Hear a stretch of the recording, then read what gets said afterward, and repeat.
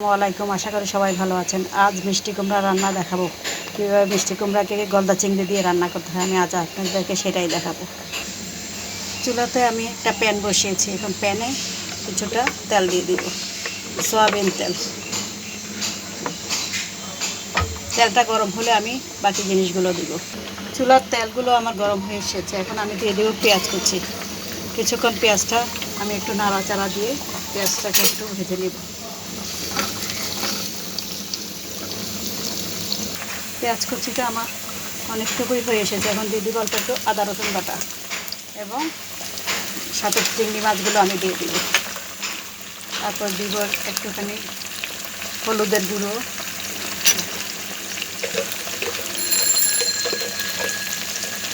মরিচের গুঁড়ো,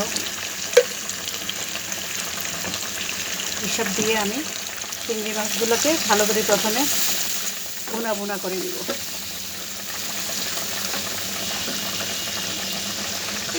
দিয়ে দিচ্ছি অল্প একটু জিরের গুঁড়ো। দেখুন চিংড়ি মাছগুলো একদম তেলের উপরে এসে গিয়েছে। গলদা চিংড়িকে, বড় বড় গলদা চিংড়িকে আমি টুকরো টুকরো করে কেটে নিয়েছি মিষ্টি কুমড়ার সাথে এটা কম্বিনেশন করে রান্না করার জন্য। এখন চিংড়িগুলো তেলের উপরে এসে পড়েছে। এই পর্যায়ে আমি দিয়ে দিচ্ছি স্বাদ মতো লবণ দিয়ে দিচ্ছি। এখন আমি দিয়ে কিছুক্ষণ আবার একটু নেড়ে নেব।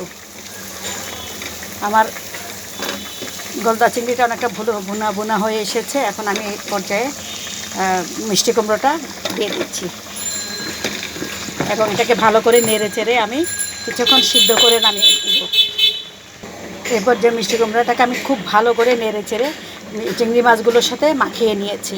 এবার এটাকে আমি ঢাকনা দিয়ে কিছুক্ষণ সিদ্ধ করার জন্য ঢাকনা দিয়ে দিব। দিয়ে দিচ্ছি কিছু পেঁয়াজ কুচি এবং কিছু রসুন কুচি। এখন মিষ্টি কুমড়াটুকু অনেকখানি সিদ্ধ হয়ে এসেছে। এখন আমি দিয়ে দিব পরিমাণ মতো ঝোল, যেটা দিয়ে আমি মিষ্টি কুমড়াটা হালকা সিদ্ধ হবে এবং খাওয়ার উপযোগী হবে। এখন আমি একটা ঢাকনা দিয়ে মিষ্টি কুমড়াটা ঢেকে দিচ্ছি। এবার ঢাকনা খুলে দেখি মিষ্টি কুমড়াটা কীরকম হয়ে গিয়েছে, রান্না কতটুকু হয়েছে। বাহ, খুব সুন্দর একটা স্মেল বেরিয়েছে।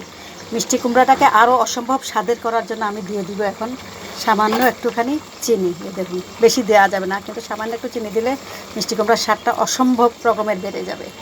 খুব সুন্দর চিংড়ির একটা স্মেল বাড়িয়েছে। এই স্মেল সহ এই চিংড়ির সাথে মিষ্টি কুমড়ার সাথে চিনিটা মিশে গিয়ে মিষ্টি কুমড়াটার স্বাদকে আরও অসাধারণ করে দেবে। এরপর আমি আবার কিছুক্ষণের জন্য ঢাকনা দিয়ে দিব। ঢাকনা উল্টায় দেখি মিষ্টি কুমড়াটা কী অবস্থা। বাহ, কি সুন্দর একটা স্মেল বেরিয়েছে। মিষ্টি কুমড়া রান্না করব, ধনে পাতা দিব না তা কি হয়? দিয়ে দিলাম কিছু পরিমাণ ধনে পাতা, যেগুলো আগে থেকে আমি কেটে রেখেছিলাম। দেখুন কি সুন্দর মিষ্টি কুমড়ার তরকারিটা আমার তৈরি হয়ে গিয়েছে। গলদা চিংড়ির স্যান্টের সাথে মিষ্টি কুমড়ার স্যান্ট মিলে এমন সুন্দর একটা ফ্লেভার এসেছে, যেটা মানে চিন্তাই করতে পারবেন না যতক্ষণ না আপনি এটা রান্না করে খাবেন। এবার দিয়ে দিচ্ছি কাঁচামরিচের ফালি। মিষ্টি কুমড়াতে কাঁচামরিচ না দিলে মিষ্টি কুমড়াটা মজা লাগে না। হয়ে গিয়েছে আমার মিষ্টি কুমড়া রান্না। সবাই আপনারা এরকম করে রান্না করে খাবেন এবং রেসিপিটা সবাই উপভোগ করবেন। আর সম্ভব হলে কিছুক্ষণ পর্যন্ত মিষ্টি কুমড়াটাকে আপনার ঠান্ডা করে নেবেন, তারপরে আপনার এটা পরিবেশন করবেন। হালকা হালকা ঠান্ডা, বেশি ঠান্ডা না, হালকা ঠান্ডা মিষ্টি কুমড়াটা খেতে অসম্ভব মজাদার। এখন আমি এটা পরিবেশনের জন্য বেড়ে নিব। সবাই রেসিপিটা দেখবেন এবং রেসিপিটা দেখে ভালো লাগলে সবাই আমাকে আমার এই রেসিপির জন্য একটা শেয়ার করবেন, একটা লাইক দিবেন। সবাইকে অশেষ ধন্যবাদ। সবাই দেখতে থাকুন শেষ মুহূর্তে কী করি। দেখুন রান্না হয়ে গিয়েছে আমার মিষ্টি কুমড়া। আমি এখন এটা পরিবেশনের জন্য একটা সার্ভিং বলে এটা আমি ঢেলে নিয়েছি। অসম্ভব সুন্দর একটা স্মেল বেরিয়েছে।